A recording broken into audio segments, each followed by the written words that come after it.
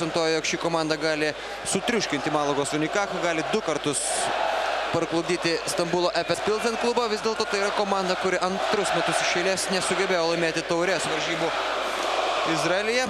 Finalas pralaimėtas Jeruzalės Hapoelio komandai, kuri, tarp kitko, paskutinį savaitgalį buvo užtikrintai nugalėta Izraelio krepšinio pirmenybėse, bet prieš 2 savaitės ta pati komanda nugalėjo Tel Avivo Maccabi krepšininkus taurės finale rezultatu 93-89 nugalėjo po to, kai dar trečiajame kėlinyje varžovai turėjo, Tel Avivo Maccabi krepšininkai turėjo užtikrintą dviženklį pranašumą. Na ir tada buvo galima matyti, jog Maccabi krepšininkai nelabai moka pralaimėti, dėl to, kad po tų rungtynių net nesulaukė apdovanojimų ceremonijos, išėjo iš aikštės, nesikalbėjo su žurnalistais ir už tą tokį, na, iš tikrųjų nesportišką ir negražų elgesį klubas buvo nubaustas piniginė bauda. O čia Eurolygoje kol kas tokių incidentų nedaug, dėl to, kad Tel Avivo Maccabi komanda kol kas yra pralaimėjusi viso labo 3 kartus. Abu kartus šią ekipą parklupdė Vilniaus Lietuvos Rytas. Išliekantis vienintelė komanda Europoje, kurios Tel Avivo Maccabi krepšininkai niekada nėra įveikę. Na, Kauno Žalgiriui tarpusavio susitikimų istorijoje, bent jau šiuolaikinėje istorijoje, tai bus 3. pergalė, 5 kartus ją šventė Tel Avivo Maccabi krepšininkai. Tačiau kalbėdami apie istorinius dalykus, turėtumėm pasakyti, jog šiandien svarbiau yra ne tai, jog Žalgiris greičiausiai nutrauks Maccabio 6 pergalių seriją iš eilės, bet tai, jog Žalgiris paskutinį kartą Eurolygos top 16 varžybose buvo iškovojęs pergalę 2004 metų kovo mėnesį. Ir nuo to laiko pralaimėjo net 15 top 16 rungtynių iš eilės. Paskutinieji 2 sezonai, kada Žalgiris patekdavo į top 16, baigdavosi apskritai sausu rezultatu 0-6. Viename sezone Žalgiris kovojo praktiškai iki paskutinių sekundžių beveik visos 6 rungtynėse, tačiau tai vis tiek nieko nekeičia. 6 pralaimėjimai iš eilės, tokia yra istorija ir Žalgiris dabar ruošiasi tą tendenciją nutraukti ir iškovoti pergalę, kuri leidžia toliau modeliuoti planus ir galvoti apie patekimą į 8 stipriausių Europoje. Netaiklus Jono Mačiulio metimas, 93-68.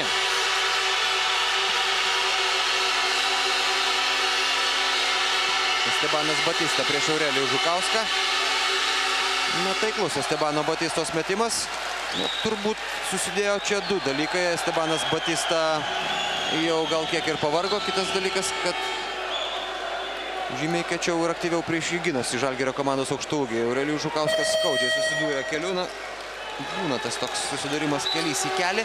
Jis labai skausmingas, tačiau dažniausiai neturi ilgalaikių pasiekmių. Tikėkime, kad čia kaip tik tas atvejis. Lydimas aplodismentų Kauno Žalgirio komandos kapitonas palieka aikštę. Šiandien jis pelnė 2 taškus, atkovojo 4 kamuolius, tačiau kaip ir visada darbas gynyboje. Ir šiandien buvo daug labai tokių momentų, kada varžovai stengdavosi permesti Aurelijaus Žukausko iškeltas rankas ir arba to padaryti nesugebėdavo, arba jų metimai būdavo netaiklus. Na ir Mamudu Džiaja grįžta į aikštę, pirkinys, kuris tikrai buvo reikalingas Kauno Žalgiriui. Markusas Braunas, taiklus metimas. Na, viena vertus atrodo, kad Markusas Braunas gal dabar šiek tiek ir piknaudžiauja, tačiau kita vertus jis, žiūrėdamas į švieslentėje degančius skaičius, galbūt ir gali sau leisti tai. Ir už praeities nuopilnus, ir dėl to, kad galėtų įsižaisti ir pajausti žaidimo ritmo dar labiau. 96-68. Čia pražanga Jonui Mačiuliui. Jonas Mačiulis 3 kėlinius išliko sausas, be jokių pražangų. Dabar dirba antrąją ir Estebanas Batista nepataiko baudos metimo. Tai be abejo irgi nuovargio požymis. Estebanas Batista iki tol baudas metė pakankamai taikliai. Iš 8 bandymų buvo prametęs tik tai 1, o dabar nedaug trūko, jog būtų nepataikęs nė vienos. 96-69 apversti skaičiai sukeisti vietomis ir 3 minutės lygiai iki 4 kėlinio pabaigos.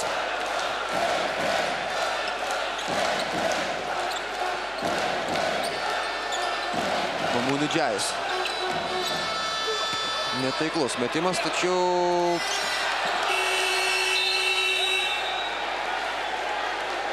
Mamūdui Džiajui jau reikėjo atakuoti, atakos laikas artėjo prie pabaigos. Paulius Jankūnas vėl jau eilinį kartą šios dienos rungtynėse dar kartą atkovojo kamuolį po varžovo krepšiu. Pagal neoficialią statistiką Paulius Jankūnas šiandien atkovojo 8 kamuolius, yra daugiausiai Žalgirio komandoje, 7 susiėmė Mamūdui Džiajus ir Jonas Mačiulis. Čia už šį kartą tiesiog baigėsi 24 sekundės. Kamuolys buvo atiduotas svečiams.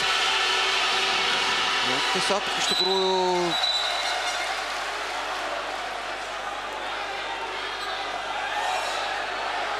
diskvalifikuojamas yra Jonas Mačiulis iš aikštės. Ir diskvalifikacinė pražanga Jonui Mačiuliui. Aišku, tai būtų didžiulis nuostolis, jeigu dabar rungtynės vyktų taškas į tašką, o už ką yra diskvalifikuojamas Jonas Mačiulis, tikėkime mes netrukus pamatysime.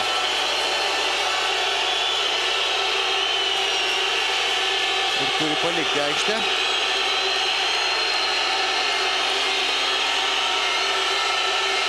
Alkūnė stūmė varžovą, kuris buvo visai prie pat.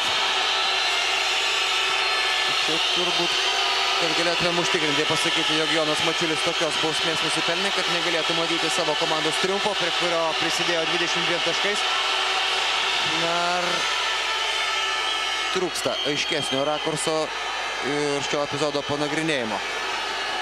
Štai ten Jonas Mačiulis, taip, supyko dėl besitampančio varžovo ir turbūt dėl nesportinės pražangos net neverta ginčytis, dėl diskvalifikacinės gal. Ir taip pat dar galima sakyti, jog Omri Kaspis taip pat ir pats pakankamai kietai stumdė Joną Mačiulį toje situacijoje. Na, bet apskritai netokios rungtynės, dėl kurių čia reikėtų apskritai dėl ko nors nervintis. 96-71 reikia ramiai užbaigti šį mačą. Jonas Mačiulis tik šiek gavo progą anksčiau nusiprausti. Sakoma, nėra to blogo, kuris į gerą neišeitų. Na, prisiminus šių rungtynių pradžią, iš tikrųjų sunkoka suprasti, kaip taip atsitiko. Jo Kauno Žalgirio krepšininkai tiesiog visą galvą pranoksta Tel Avivo Maccabi komandą antroje rungtynių pusėje. Tel Avivo Maccabi žaidėjai atrodo susikaupę ir tikrai užtikrintai pradėjo šias rungtynes.